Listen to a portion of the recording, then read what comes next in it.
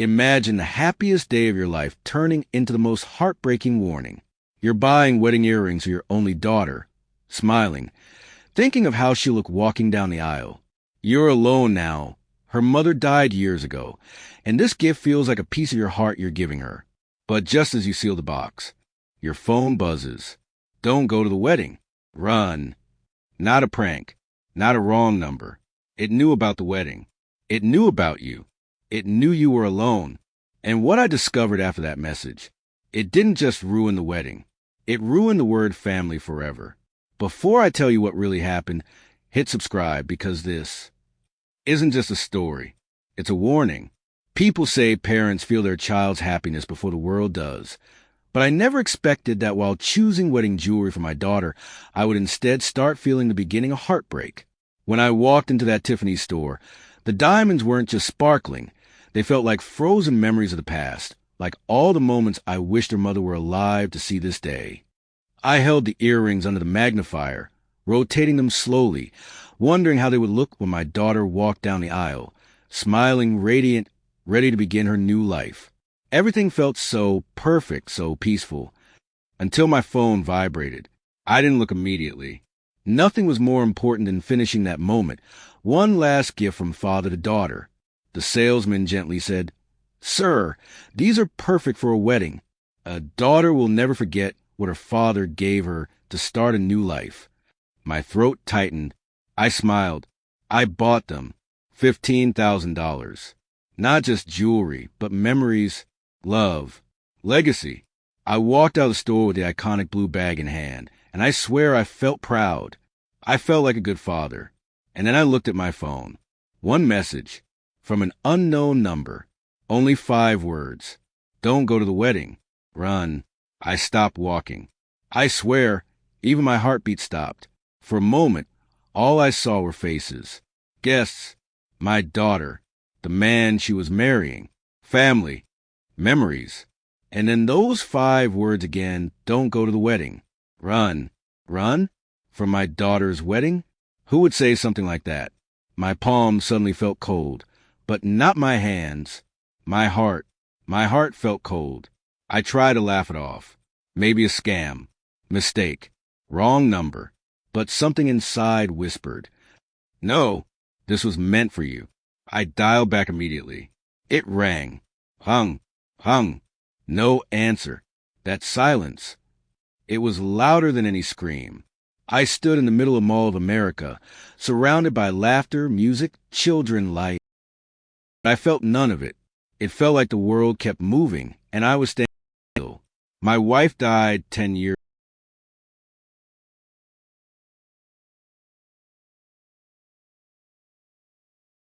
touched, staring at the Tiffany bag like it was something dangerous, not beautiful anymore, not a gift, almost like a warning. My phone buzzed again. I jumped. Same number. New message. I'll explain later. Whatever you do, don't go home today. Trust me, that was worse. Because now, whoever it was, not only knew about the wedding, they knew where I lived. They knew I was supposed to go home. They knew everything. My first instinct was to tell my daughter, but I didn't. I don't know why. Maybe because somewhere, deep down, I already felt something was wrong before the message came. I didn't go home. I didn't call her. I didn't tell anyone. I just checked into a hotel with a wedding gift in my hand and a message in my mind. That started to feel less like a threat and more like the truth. I didn't sleep that night, not because I wasn't tired, but because I couldn't silence the questions in my head. Who would warn me? Why now? Why me? And worst of all, why did something inside me already believe it? I stared at the ceiling of the hotel room, not blinking, not moving, just thinking. It's strange how sometimes we recognize danger before we understand it. It was 2:13 a.m. when I finally sat up. The Tiffany bag sat on the table, glowing softly under the warm hotel lamp. I opened it, carefully lifting the earrings. Beautiful, perfect, pure. Something about them made me emotional. Maybe because they represented the last thing I gave my daughter with a heart that still trusted her. Tomorrow, I thought, tomorrow I'll look in her eyes and know if something is wrong. I closed the box and held it to my chest for a moment. The room suddenly felt too quiet, too big, too unfamiliar. I picked up my phone again and opened my photo gallery. I scrolled through pictures of Leona, first day of school, high school graduation, her 16th birthday when she cried, because her mother wasn't there to see it. I remembered holding her while she cried, whispering, "I'm here. I'll always be here." But that night, sitting alone in that hotel room, I felt something terrifying. I felt like maybe I wasn't. Morning came quietly. I showered, put on the same suit I wore when I signed the biggest contract of my life. Not because it was a meeting today, but because I wanted to feel strong. Not as a businessman, but as a father preparing to face a truth he didn't want. At 9:45 a.m., I sat in my car, hands on the steering wheel, staring at the road leading back home. But I didn't drive there. Instead, I did something I never expected. I called an old number, a number I deleted years ago, a man whose voice I thought I'd never hear again. But the message yesterday, the voice that said he would explain, it sounded familiar. The phone rang once, twice, then a voice, older, tired, hesitant. "Arthur?" My throat tightened. "Henry?" For a moment, neither of us spoke. Then he sighed, like a man carrying too much truth. "I know you saw the messages." "Yes," I said quietly. "Tell me why." He didn't speak for 5 long seconds. Then, a sentence that changed everything. "Arthur, your daughter and her fiancé are planning to have you declared mentally unfit after the wedding." I didn't react. I couldn't. It felt like someone had turned off all sound in the world. I didn't yell. I didn't argue. I just asked, "Are you sure?" He continued, voice steady but heavy. "I overheard it at Stevens's office. They met your lawyer. They asked about guardianship laws, competency evaluations, asset transfer protocols. Arthur, they're trying to take everything." I closed my eyes. Leona's face came to my mind. Her excitement over cake flavors, color themes, her fiancé's eyes when he talked about running the business one day. Until this moment, I had never considered anything dark behind those words. I thought it was admiration. I thought he respected me. But Henry wasn't finished. They even discussed selling the business. They mentioned assisted living facilities. They said after the wedding, you'd be easier to manage. Easier to manage. Those words hurt more than anything I'd heard in years. Because I remembered when that same daughter held my hand in the hospital when I had surgery. She sat next to me, crying, saying, "Dad, I can't live in a world where you don't exist." And now, she was planning to legally erase me. Not from the world, just from my own life. "Why are you helping me?" I whispered. His voice broke. "Because once, a long time ago, you helped me when no one else would. And because what they're planning, no father should face it alone." Alone. I didn't realize until that moment how alone I truly was. Something inside me hardened, not with anger but with clarity. Betrayal is loud, but truth is louder. And now I needed the truth. All of it, before I faced her. Before I walked her down an aisle. She planned to take everything from me after. "Henry," I said softly, "I need you to tell me everything." And he did, and with every word. My heart didn't break. It just became silent. Silent and sharp. I looked at the Tiffany box one more time and whispered, "This was supposed to be love." Then I closed it, because now it was evidence. That night, I didn't sleep, not because I couldn't, but because I didn't want to. Sleep felt like a luxury for people whose lives still belonged to them. Mine, I realized, had already been signed, sealed, and prepared for transfer by the 2 people I trusted most. I didn't cry. I didn't break anything. I simply sat in silence, staring at my phone, replaying Henry's words in my head. Guardianship, mental incompetency, asset transfer, assisted living. Words that normally belonged in hospitals and courtrooms, now twisted into weapons by my own daughter. It wasn't just betrayal. It was betrayal with planning. At 2:30 a.m., I stood in front of the bathroom mirror and studied my reflection. I looked older than I remembered, not because of wrinkles, but because of what I now knew, that my daughter had been studying me too, not with love, but with evaluation. Every time I forgot where I put my keys, every time I asked for help remembering a password, every time I paused mid-sentence, not moments of aging, but evidence. They weren't looking at me as a father. They were observing me as a patient, a case, a future signature. That realization hurt more than anything. Around 4 a.m., I walked to the desk, pulled out my phone, and opened my photo gallery. There she was, Leona, age 6, missing her front teeth, holding my hand at the zoo.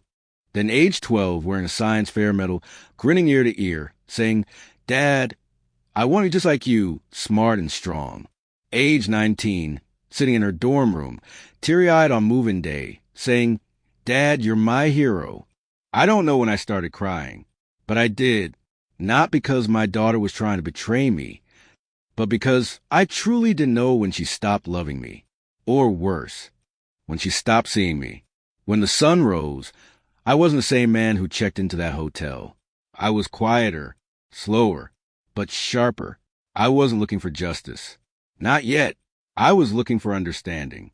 I needed to know, was it greed? Was it manipulation?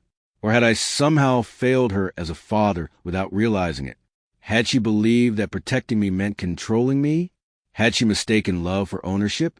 I had to know. So I made a decision. I didn't go home. I went to my office, not as a father, but as Arthur Welch, the man who built something worth stealing. The receptionist looked surprised. "Mr. Welch? It's Saturday." I nodded. "I know." I walked into my office, shut the door, and I did what I do best. I prepared. I picked up a notepad and wrote one sentence at the top. What's stronger, blood or truth? I didn't write it as a lawyer. I didn't write it as a CEO. I wrote it as a father. Then I started documenting everything Henry told me. Dates, names, exact words, guardianship laws, medical manipulation, financial motives. And for the first time, I didn't feel helpless. I felt awake. At 11:22 a.m., I dialed Blackwood Investigations. A man answered. "This is James. How can I help?" "I need complete financial and legal background checks on 2 individuals." I said, my voice calm. "Carl Fraser. And Dr. Benjamin Morrison." He paused. "Normally that takes 2 weeks." "Money isn't a problem," I replied. "Time is." By 1 p.m., I had the first file. Carl, hundreds of pages of debt, casino history, loan requests, 3 rejected credit applications, and an email from 6 weeks ago sent to a business brokerage firm, inquiring about how to liquidate a construction company valued at approximately $75 million. I stared at the screen. It didn't feel like my heart was breaking. It felt like it was learning what trust costs. By 3 p.m., I had Morrison's file. I scanned through the documents, my eyes stopping on 7 words, previously suspended for falsifying cognitive evaluations. And just like that, everything snapped into place. They weren't just planning. They had already begun. They were going to prove I was incompetent. And the only thing that could save me was proving before everyone that I was not in private, not in a courtroom, not in an office, but in a place where truth would echo, where family would hear it, where trust was supposed to live. My daughter's wedding. And suddenly, I didn't feel weak. I felt ready, not for revenge, not for punishment, but for truth, even if it broke me, even if it broke her, even if it broke everything, because love without truth isn't love at all. I didn't plan to confront my lawyer with anger. Anger clouds judgment, and judgment was the only weapon I had left. I walked into Stevens's office calm, collected, and heartbreakingly aware that today I would either confirm betrayal or pray it wasn't real. The receptionist smiled at me like always, unaware she was greeting a father who had just learned his daughter was preparing his legal funeral. "Mr. Welch, he's expecting you. Go right in." I stepped in. Stevens, my attorney for 12 years, stood from behind his mahogany desk. Polished suit, silver cufflinks, reassuring smile, the kind designed to make wealthy clients feel safe. But his eyes, His eyes hesitated. "Arthur," he said carefully, "I was going to call you." That sentence was my confirmation. He knew. Maybe not everything, but enough. I didn't sit down. I placed my briefcase on the chair beside me. He didn't ask what was inside. Maybe he already knew it wasn't contracts, but truth. I didn't yell. I didn't threaten. I simply said, "Were my daughter and her fiancé here discussing guardianship and asset transfer for me?" His smile flickered. The silence in the room stretched too long for him to pretend. He took off his glasses, clean lenses that were already spotless, a gesture to buy time. "Arthur," he finally began, "sometimes adult children seek information to protect aging parents. That isn't uncommon." "Protection?" I asked quietly. "Is that what they called it?" His voice lowered. They had documents drafted, nothing filed yet, but there was intent. It felt strange, how hearing out loud doesn't break you. It empties you. I stared at the floor for a long moment. My voice, when it came, was softer than I expected. She used to hold my hand when crossing the street. Who knew she would one day try to lead me into a courtroom to take away my name? He didn't know how to respond. Lawyers are trained to fight legal battles, not emotional wars. I stepped closer to his desk. Did my daughter talk about me? My health? My memory? He swallowed. Yes. Did she mention my company? He hesitated longer this time. Yes. Did she mention assisted living? His eyes finally looked away. Yes. I don't remember sitting. But suddenly, I was in the chair opposite him, my hands folded, my heart strangely calm. Did she sound like a daughter protecting her father? I asked. Or a woman preparing to take his estate? He didn't blink. The second one. That was the moment my heart stopped defending her. That was the moment I stopped pretending. He turned slowly to his cabinet and pulled out a folder. He placed it on the desk and slid it toward me. "I shouldn't," he murmured, "but I can't. Not after what I heard." I opened it. Printed drafts. Guardianship petition. Involuntary competency evaluation order. Asset freeze request. My business would be transferred to temporary trusteeship, handled by Carl. They even had a list of witness names who would testify to my confusion. Some were my own relatives. But one document hurt more than anything else. It wasn't legal. It wasn't financial. It was personal. A handwritten note attached to the file, in my daughter's handwriting. It said, "He still trusts me. Use that before he loses clarity." I didn't speak for almost a full minute, because there are some kinds of betrayal that have no language. Finally, I stood. I closed the folder, placed it carefully into my briefcase next to the Tiffany box, the gift that now felt less like love and more like irony. I looked at Stevens one last time. He expected rage. He expected threats. But I simply said, "I'm not going to stop the wedding." His confusion showed instantly. "You're not." "No," I said quietly. "A courtroom has walls. A wedding has witnesses." I turned to leave. He called after me, "Arthur, this will destroy her." I stopped at the door. "No," I whispered. "This will reveal her. There's a difference." And with that, I walked out, not as a client, not as a father, but as a man no longer willing to be silent inside his own life. At that moment, something inside me shifted. The pain was still there, but it now had purpose.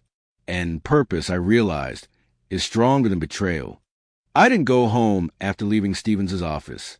Home no longer felt like home. It felt like a place where trust had been quietly replaced by observation, where my daughter didn't see me as a father, but as a case file waiting to be signed. So instead, I went to the only place that still felt like mine, my office. Not because I needed documents, not because I needed strategy, but because I needed space. Space to grieve someone who was still alive. I didn't cry loudly.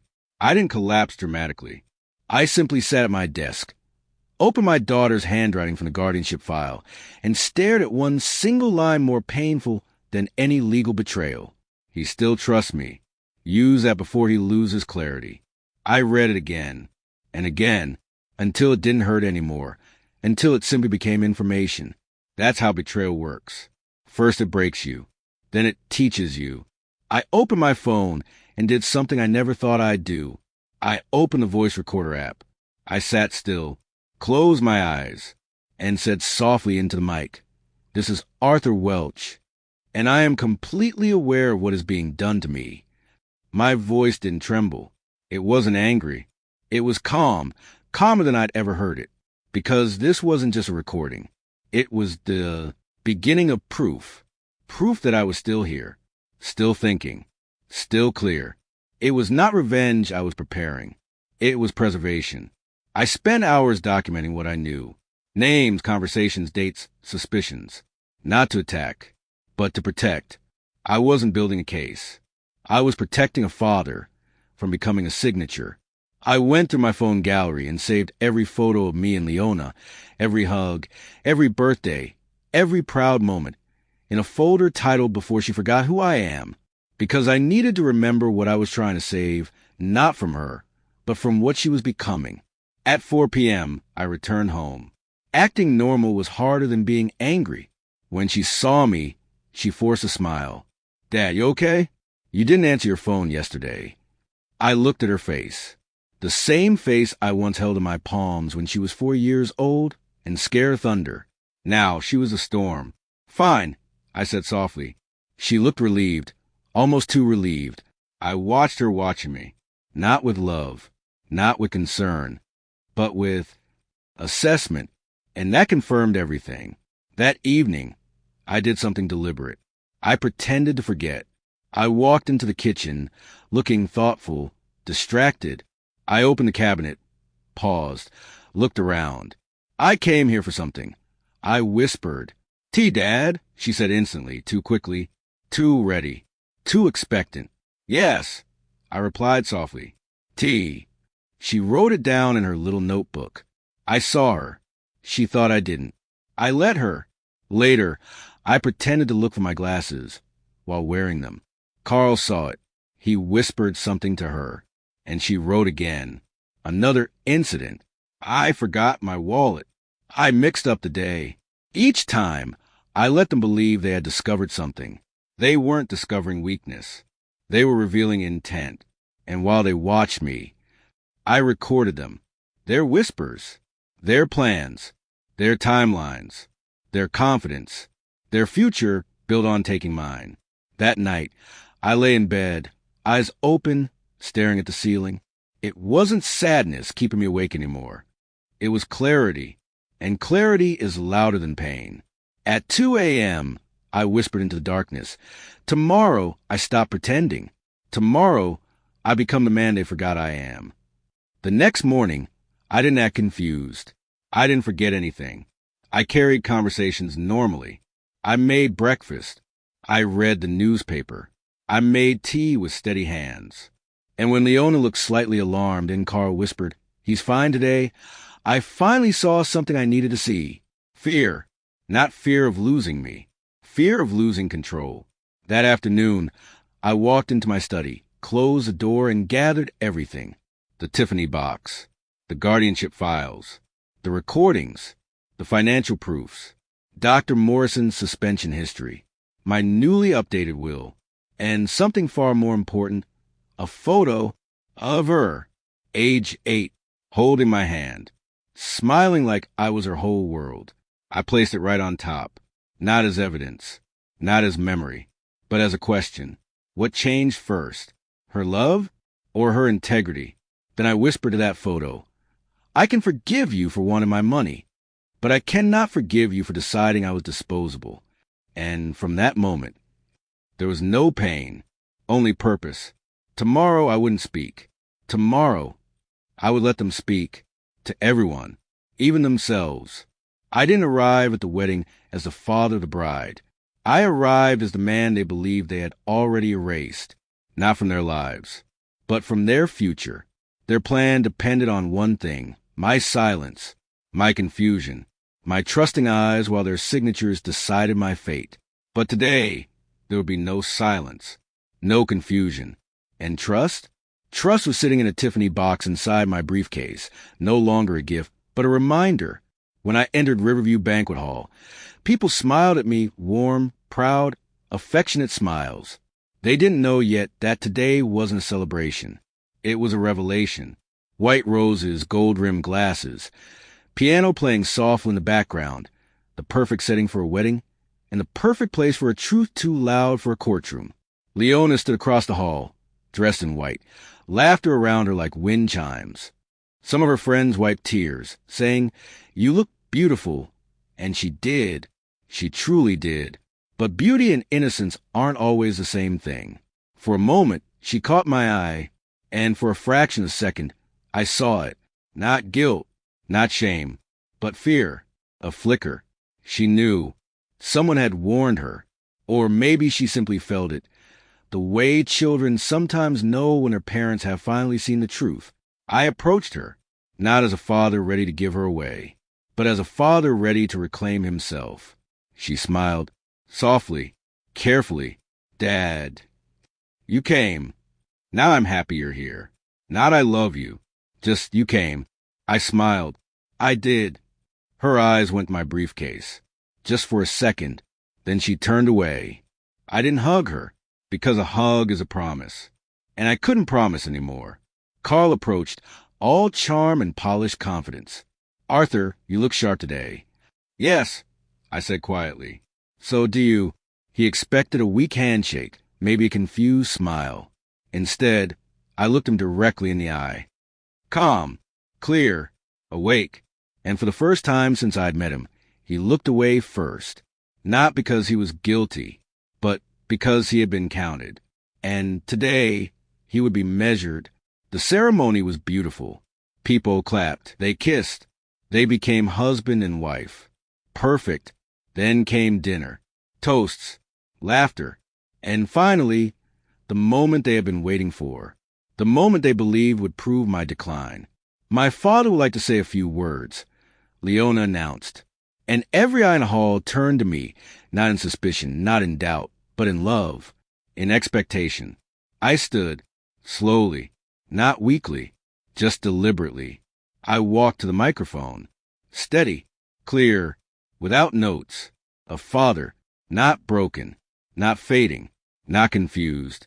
I looked at the faces of my family, my friends, my employees, people who had trusted me, respected me, believed in me.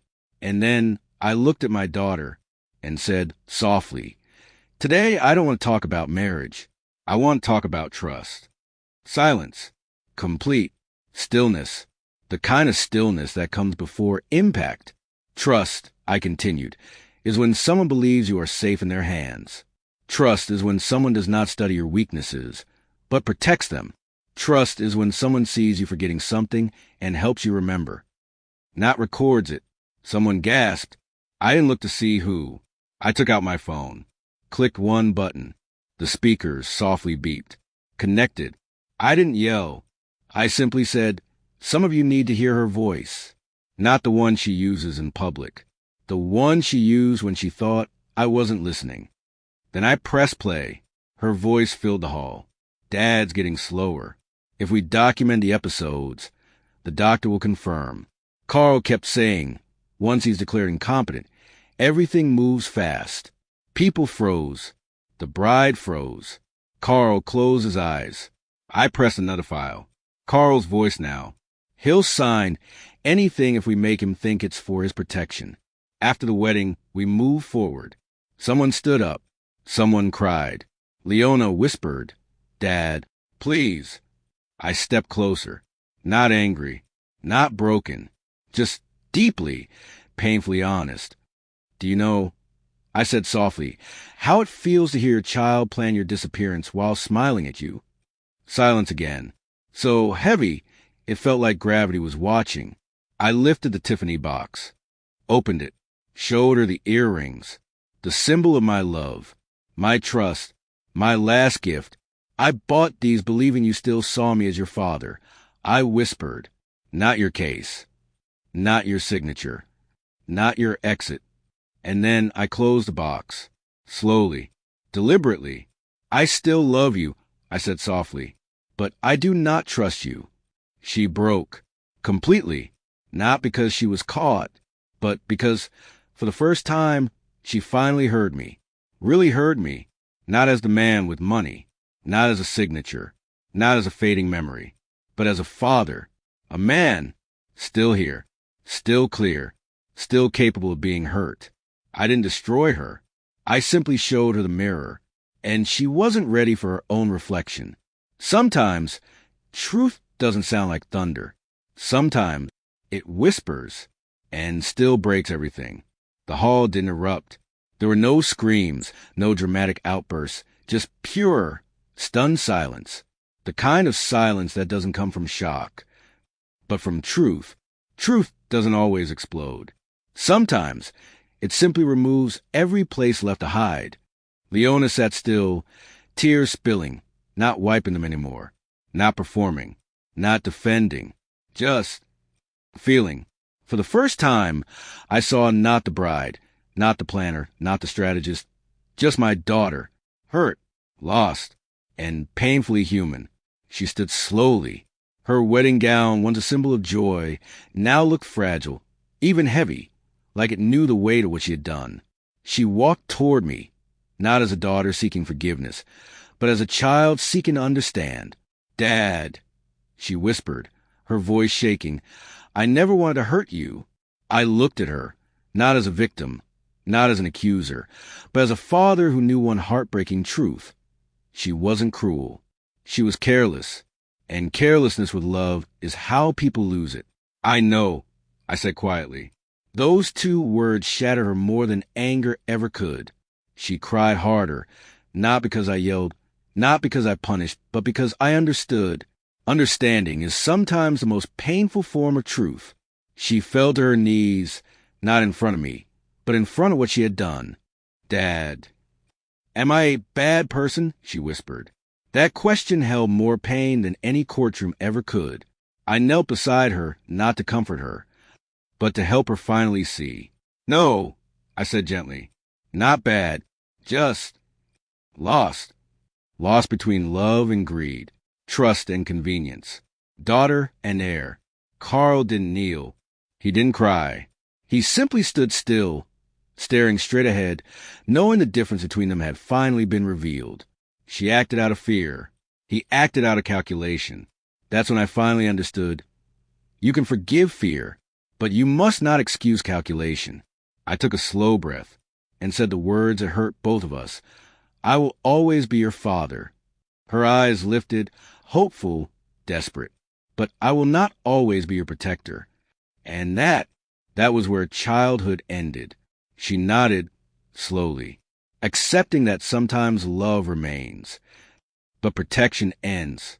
I stood and looked at the guests, some still in tears, some furious, some stunned silent, but all of them holding one lesson they would never forget.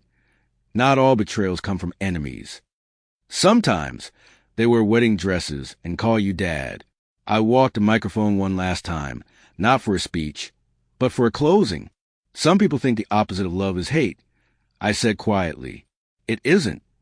The opposite of love is entitlement, because love gives, but entitlement takes. Love protects. Entitlement uses. Love asks. Entitlement assumes. And that was a lesson. I didn't condemn them. Courts punish. Life teaches. And life was already teaching.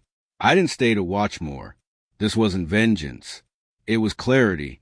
So I picked up my briefcase. Opened a Tiffany box one last time. Just to look, not at the jewelry, at what it represented.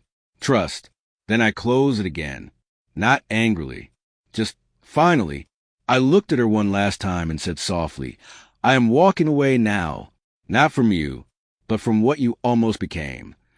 She nodded through tears, understanding, not agreeing, not excusing, just understanding.